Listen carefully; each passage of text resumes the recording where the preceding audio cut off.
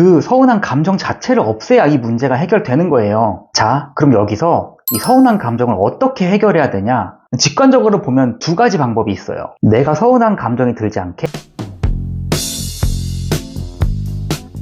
올해로 남편과 결혼한 지 2년 된 신혼부부입니다. 요즘 들어서 자꾸 남편에게 서운한 감정을 느끼는데 이게 진짜 서운한 일인 건지 아니면 제가 예민한 건지 알고 싶어요. 우선 남편은 술, 담배 안 하고 자상한 편이에요. 친구들도 2, 3개월에 한 번 정도 만나는데 남편이 술을 못 먹으니 친구를 만나도 일찍 들어오는 편이고요. 그래서 쉬는 날에는 저랑 놀러 가거나 서로 맡은 집안일을 하면서 시간 보내는 것 같아요. 늘 제 편을 들어주는 가정적인 남편인 것 맞는데요. 문제는 저랑 성격적인 부분이 너무 안 맞아요. 남편은 너무 표현을 안 하고 수동적이거든요.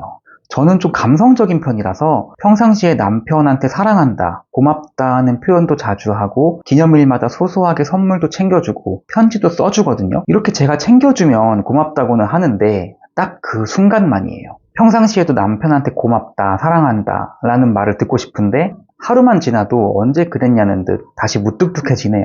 표현 좀 해달라고 몇 번을 얘기해봤는데 자기도 노력해보겠다고만 하고 절대 안 바뀝니다. 이런 감정적인 부분이 너무 안 맞아서 남편한테 자꾸 서운한 감정을 느낍니다. 제가 서운한 감정이 드는 게 맞는 건가요? 아니면 제가 많이 바라는 건가요? 만약 이게 제 욕심이라면 제가 어떻게 대처해야 되는지도 알려주시면 감사드리겠습니다. 이렇게 사연이 왔네요. 일단 사연을 좀 정리해보면 남편분께서 굉장히 자상하고 잘해주시는데 감정적인 부분이 안 맞아서 서운함을 느끼고 계신 거네요. 결론부터 말씀드리면 지금 느끼고 계신 이 서운함 있잖아요. 이거 다른 사람들을 통해서 해결하는 게 아니라 내 스스로 해결해야 돼요. 이 서운함이라는 감정 자체를 내 스스로 만들어내는 거라서 그래요. 자, 만약에 제가 여기서 지금 남편분 되게 잘해주시는데 감정적인 부분까지 맞춰주길 바라는 건 좀 욕심 아닐까요?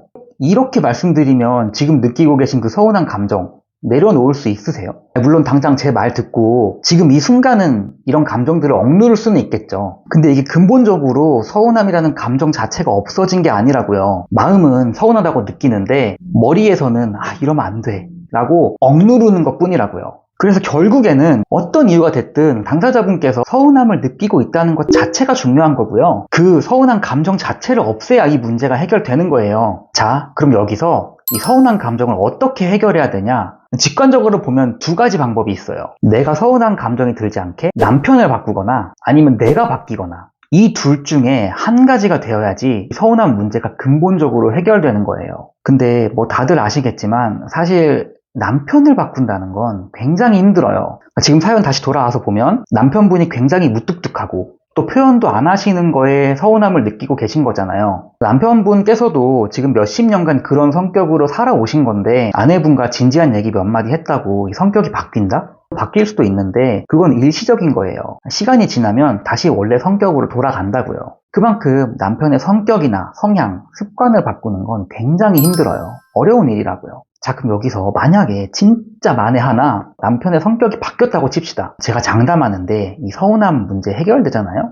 또 다른 부분에서 서운함을 느끼게 되어 있어요. 사연자분 자신이 바뀐 게 아니니까. 이런 감정적인 부분을 맞추면 또 다른 부분에서 안 맞는 게 보이고 또 서운함을 느끼고 이렇게 돼요. 그래서 저는 이 서운함 문제는 남편을 바꾸는 것보다 내가 바뀌는 게 훨씬 더 쉽고 빠른 길이라고 확신합니다. 그럼 내 스스로 어떻게 바뀌어야 되냐? 자, 결국에는 서운함이라는 것도 내가 상대방한테 예상했던 반응이나 결과가 나오지 않았을 때 생기는 감정이잖아요. 이 말은 내가 상대방한테 많이 의존하고 있다는 뜻이기도 해요. 여기 사연자분도 마찬가지죠. 지금 사연자분께서 남편을 사랑하는 마음을 10이라고 하면 남편도 나한테 10만큼 표현해주기를 바라는데 지금 남편한테서 오는 아웃풋은 3, 4, 5 정도밖에 안 되는 거예요. 내가 생각했던 그 정도의 아웃풋이 안 나오니까 지금 서운한 감정을 느끼는 거잖아요. 물론 여기서 서운한 감정이 들도록 남편분께서 원인 제공을 한 건 맞아요. 이거는 100% 맞아요. 근데 남편분께서 제공하는 원인이랑은 별개로 내가 영향을 그만큼 많이 받았기 때문에 내 스스로 서운한 감정을 만들어낸 거예요. 자, 그럼 여기까지 봤을 때 우리가 결론 하나를 도출할 수가 있는데 결국 남편에 대한 서운한 감정을 해결하기 위해서는 내가 남편한테 영향받지 않는 상태가 되어야 돼요. 그럼 둘 중에 하나를 해야 되거든요. 남편에 대한 기대치를 아예 낮춰서 남편에게 바라는 것들을 내려놓던가, 이게 아니면 내 스스로 자존감을 높여서 남편한테 받는 영향력 자체를 낮춰버리던가, 이 두 가지 중에 한 가지는 하셔야 서운한 감정을 근본적으로 해결할 수 있는 겁니다. 결국 정리하면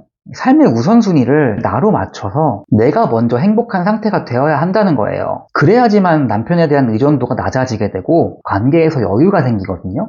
이 여유가 굉장히 중요해요. 지금 남편한테 10 정도의 영향을 받는다고 칠게요. 내가 여유가 생기고 자존감이 올라가잖아요. 이 영향력이 절반 아니면 그 밑까지 줄어들 수 있다는 거죠. 결국에는 자존감을 올려야지 근본적인 서운함이 해결되는 겁니다. 제가 오늘 이 서운함이라는 감정에 대해서 쭉 말씀을 드렸잖아요. 오늘 보내주신 이 사연 읽고 저도 그냥 남편분께서 좀 너무했네요. 지금 많이 힘드시죠? 잘 될 거예요. 이렇게 공감해주면서 끝낼 수도 있어요. 사실 이게 저한테도 더 쉬운 길이기도 하고요. 근데 제가 이렇게 막 공감해주면서 사연자분께서 듣고 싶은 말만 막 해주고 맞춰드리는 거는 결과적으로 봤을 때 실질적으로 남는 게 하나도 없어요. 물론 지금 이 순간에는 괜찮을 수 있겠지만 하루만 지나도 이 서운함은 다시 올라오게 되어 있어요. 도움이 하나도 안 된다고요. 그래서 제가 오늘 좀 사연자분께 좀 도움이 될 만한 내용들을 말씀드린 거니까 남편한테 내가 이걸 어떻게 적용하고 또 서운함을 어떻게 해결해 나갈지를 잘 생각해 보셨으면 좋겠습니다.